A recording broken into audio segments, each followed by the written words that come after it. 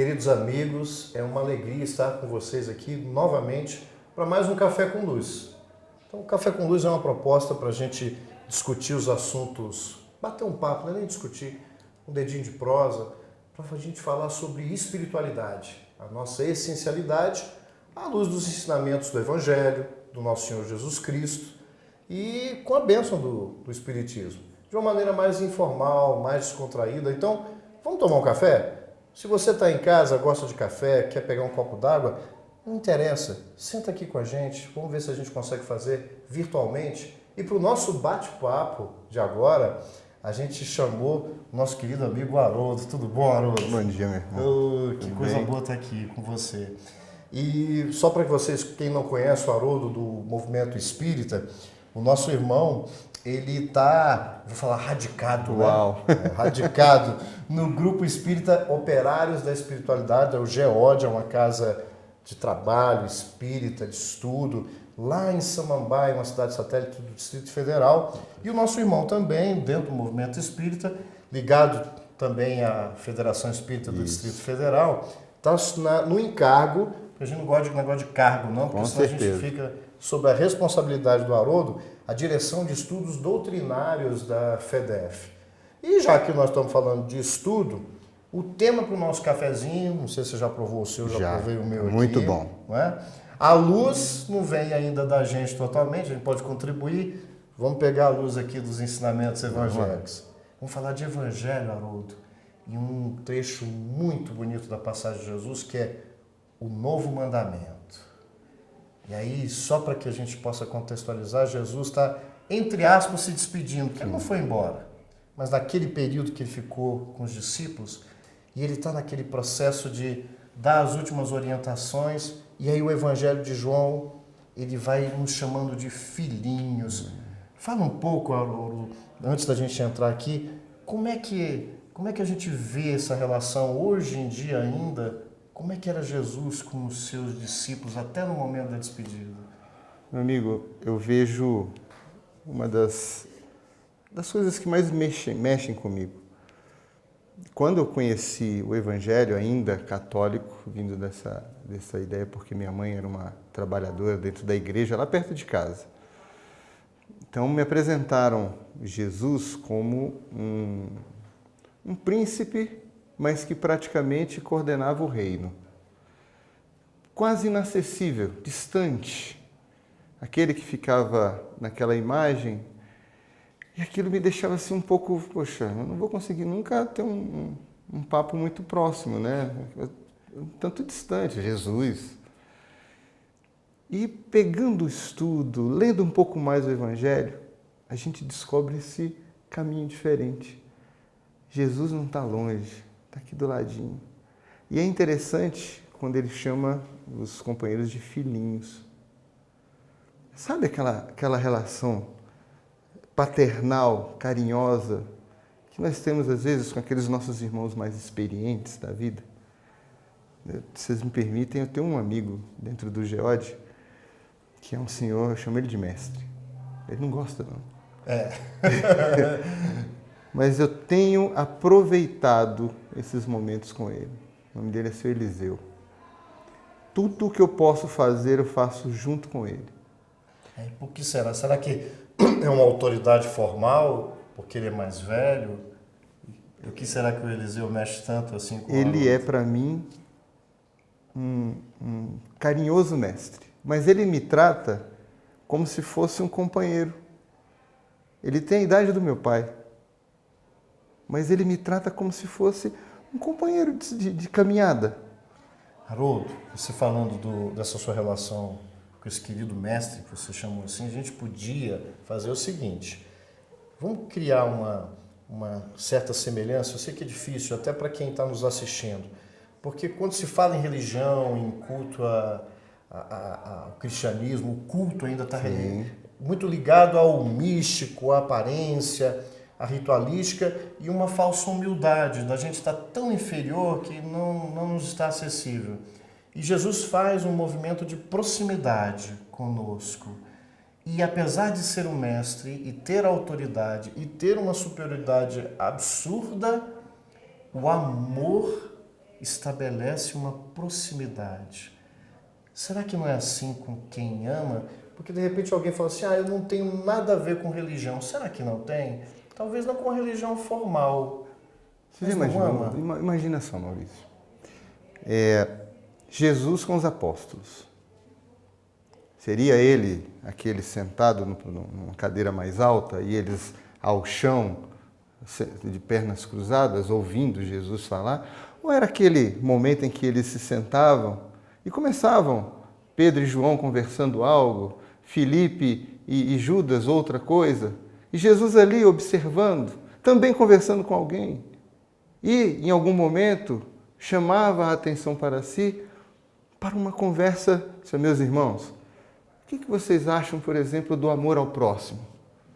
E aí cada um daria a sua opinião, e ele viria então com a mensagem superior, por ser o superior, sem se colocar ao ponto de lançar àqueles incapacidade de, poxa, eu nunca vou ser trabalhador como Jesus espera de mim. Eu vejo o momento de Jesus com os apóstolos como o nosso bate-papo de estudos dentro de uma casa espírita, por exemplo. Ou numa roda de amigos, onde a gente trata de um assunto que vai trazer movimentos de transformação. Isso só pode acontecer não só com a oferta do conhecimento, que é frio por si só. Sim. Então, o tempero que vinha do conhecimento de Jesus vinha da autoridade natural de se amar. Estamos com tempo, Rafael? Beleza. Então, vinha dessa autoridade de poder amar muito. E isso é uma condição que mesmo a gente ainda, estando na camada evolutiva que a gente está, a gente pode fazer. Mas olha só, nós vamos pegar e vamos falar um pouquinho mais sobre isso, sobre essa passagem. No próximo bloco, o Haroldo vai aprofundar um pouquinho mais para a gente. Esse é o tempinho de você pegar, botar mais um pouquinho de café, a gente também. Um intervalinho, a gente volta já já.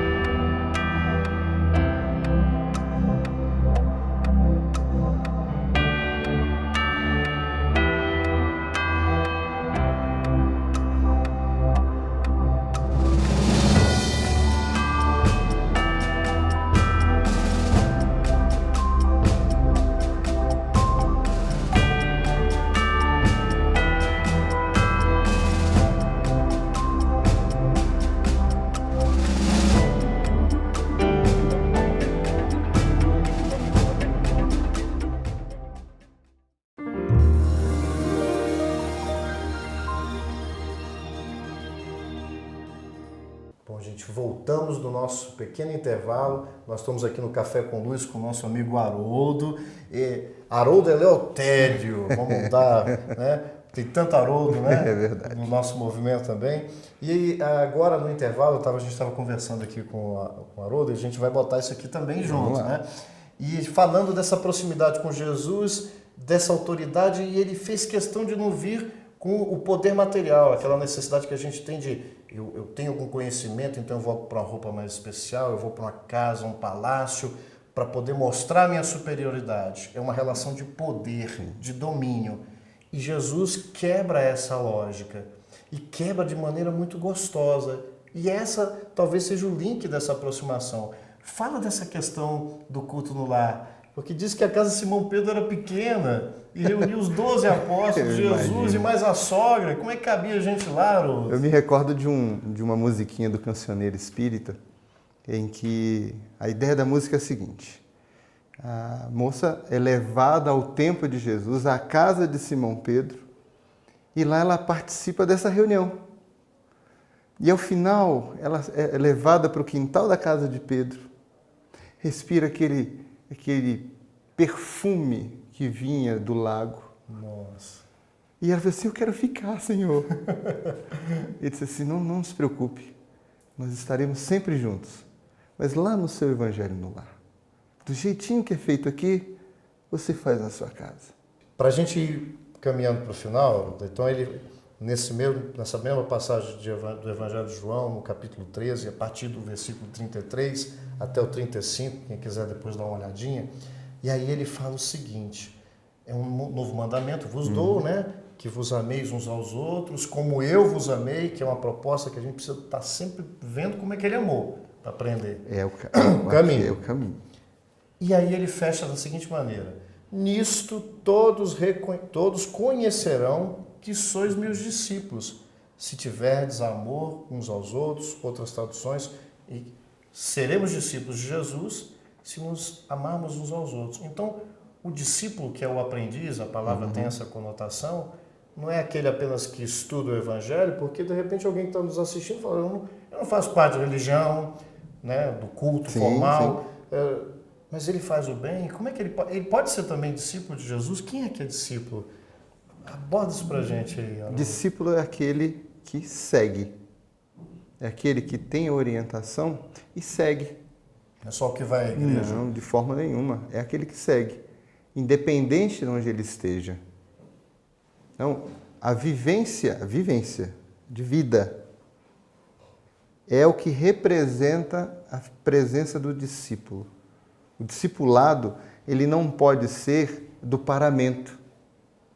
Não é daquele que coloca a capa, que veste o hábito ou que sobe num púlpito. Não pode ser.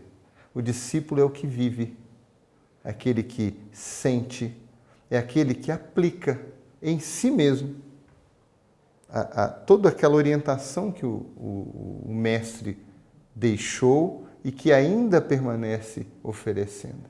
Esse é o verdadeiro discípulo. E ele não precisa ter vinculação religiosa, ele precisa viver a mensagem. A vinculação religiosa talvez tenha que ser espontânea pela uma necessidade nossa de compartilharmos mais e até aprendermos. Por pendores. Você se sente talvez mais seguro caminhando ao lado de companheiros que têm apreciações semelhantes àquele estudo que você está fazendo, àquela nova proposta de vida que você pretende adotar para si. Então, é tão bom você caminhar ao lado de quem pode, nos momentos de desvio, talvez, ou de fraqueza, pegar no seu braço assim, vamos juntos. A nossa meta é a mesma, eu não vou deixar você pelo caminho. Então aí o templo religioso, ele deixa de ser apenas um lugar do culto superficial. É talvez um espaço de aprendizado e também de fortalecimento, onde a grande área de vida passa a ser o verdadeiro templo de Deus nos nossos corações, se a gente no dia a dia exerce o amor nas pequenas coisas. Exatamente. Né? A gente está ali com pouquinhos segundos. Queria que você deixasse uma palavra aí para os nossos telespectadores a respeito desse tema, para a gente fechar o nosso bate-papo. O templo é importante, será sempre importante, mas lá deve ser a nossa primeira escola, como foi o nosso lar quando estávamos aprendendo a caminhar no mundo. Mas a vivência real é na vida. Aprendamos a sentir isso dentro da gente. Viver é muito mais importante do que qualquer outra ação que nós venhamos a desenvolver no mundo. Viver a mensagem de Jesus, viver a mensagem dos grandes orientadores da humanidade, vai significar, sem dúvida nenhuma, esse crescimento, a melhoria dessa humanidade da qual nós fazemos parte. Assim a gente caminha para o bem. Obrigado, Haroldo. Eu que agradeço. Um abraço. E para vocês, até a próxima. Um beijo no coração.